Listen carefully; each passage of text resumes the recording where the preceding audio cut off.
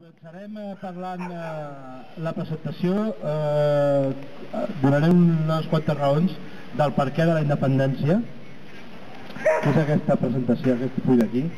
Podem posar com una de les primeres raons el foment i supervivència de la llengua catalana.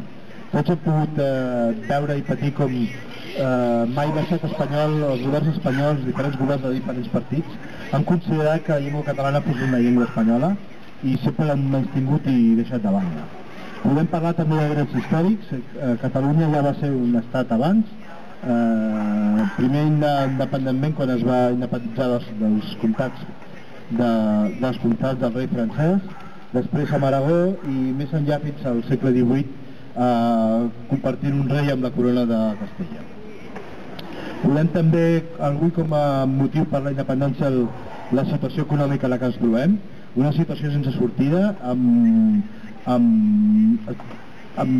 la negativa de diferents governs espanyols de trobar una solució. Des de Catalunya s'han fet uns quants pactes fiscals, s'ha intentat arribar a una mena de concert econòmic i sempre el resultat ha sigut un fiasco.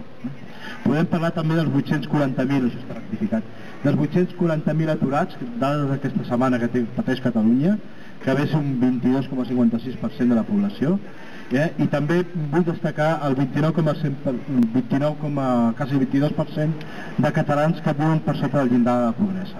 És una de les coses que a mi em frapen més, que la gent no pugui arribar a final de mes. D'aquest 22%, si ho considerem amb els nens, és el 28% dels nens catalans que viuen per sota del llindar de la pobresa que estableixen els criteris de la ONU. Podem parlar també del fracàs de l'Estatut del 2006.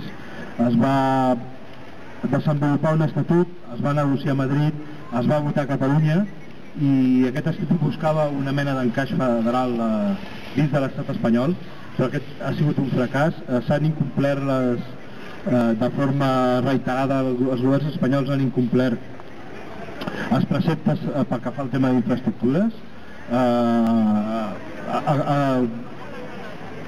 No hi ha una manera de trobar una certa comprensió per part del govern espanyol i aquest estatut, que havia de durar 25 anys, ha sigut un fracàs. Com podem argumentar també la recent negativa a la negociació del pacte fiscal que va aprovar el Parlament. El Parlament va fer un mandat al president de Catalunya, al president de la Generalitat, perquè anés a Madrid a negociar un pacte fiscal i se li va també un incompliment continu de les inversions en infraestructures. Per exemple, del pressupost del Ministeri de Foment que s'havia d'executar a Catalunya l'any 2011 només se'n va executar el 35%.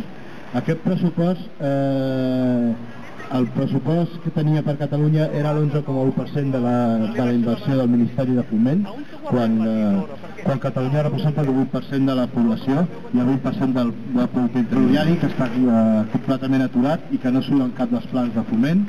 Hem de recordar que per l'eix mediterrani és per on a l'estat espanyol es porta més del 60% de les mercaderies i això incomprensiblement continua aturat quan s'estan construint línies d'alta velocitat que van a llocs on no seran rentables de cap manera.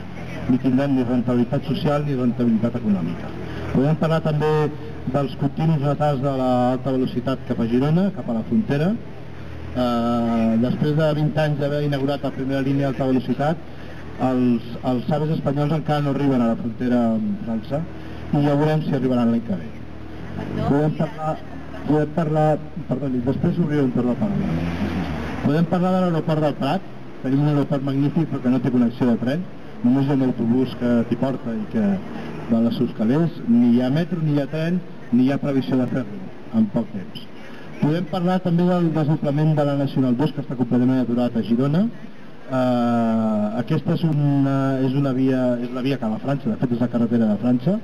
És molt important, és una via molt important. L'única alternativa que té és una autopista de peatge, que ja fa 40 anys que dura, i que té el rècord de 81 morts en 5 anys, en successius accidents. Hi ha un desdoblament planificat des de fa molts anys, però que no s'acaba d'executar mai. Podem parlar de la terminal del port de Barcelona, la terminal de l'empresa xinesa Hutchinson. Aquesta empresa ha fet una inversió actual d'uns quasi 200 milions d'euros i en té previst fer-ne uns 200 i pico més. Amb aquesta primera fase que ha fet augmentarà el trànsit de contenidors de forma notable en el port de Barcelona, però té un petit problema. Senzillament no té com treure els contenidors del lloc on els desembarquen. A l'estat espanyol, en el seu moment, quan es van signar els acords que hi van incloure el desviament del riu Llobregat, a l'estat espanyol, els governs espanyols es van comprometre a fer els accessos ferroviaris que via Castellbisbal havien de sortir cap a Europa i els accessos viaris per poder fer una entrada fàcil i senzilla dels camions per recollir els contenidors, i aquestes infraestructures ni s'han fet ni estan previstes.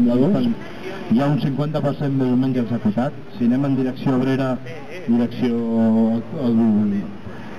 túnel del Bruc, el port del Bruc, veurem que passem per un lloc que hi ha uns ponts que fan una curva i que estan a mitges. Doncs aquesta connexió que hi ha potser 50% executat està aturada i tampoc té solució de continuïtat. Com parlava abans, Catalunya té un 60% dels peatges de l'Estat i això continua i segueix i no s'acaba mai.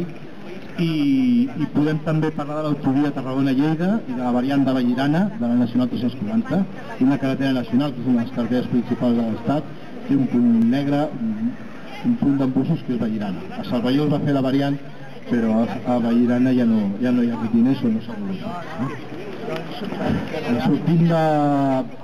Continuant amb el tema d'infraestructures, a l'Estatut que parlava, l'Estatut del 2006 preveu que l'Estat ha d'invertir el 18% del pressupost del Ministeri de Foment en Infraestructures s'ha d'invertir a Catalunya. Això és la diferència entre aquest 11, 12 i el 18. Això hauria de revertir a Catalunya amb la famosa disposició addicional tercera de l'Estatut, que tampoc s'està complint, tampoc s'està pagant.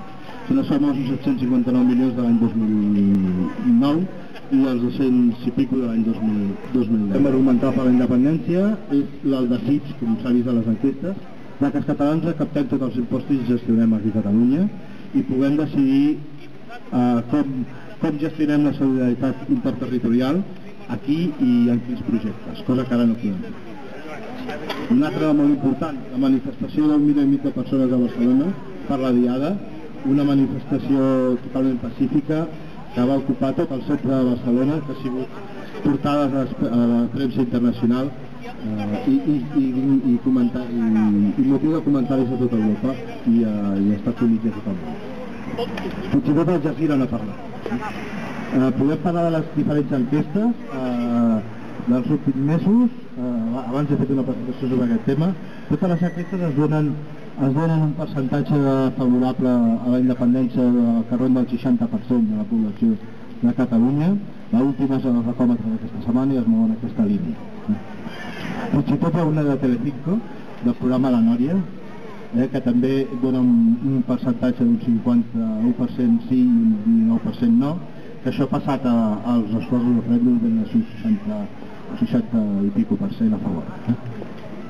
Podem parlar dels insults, mentides, imposicions i incompliments de les lleis que ve portant a terme el govern espanyol sense parar. Només cal obrir mirar els comentaris que es posen en qualsevol article i veurem que ens deixen com una merda per tot arreu.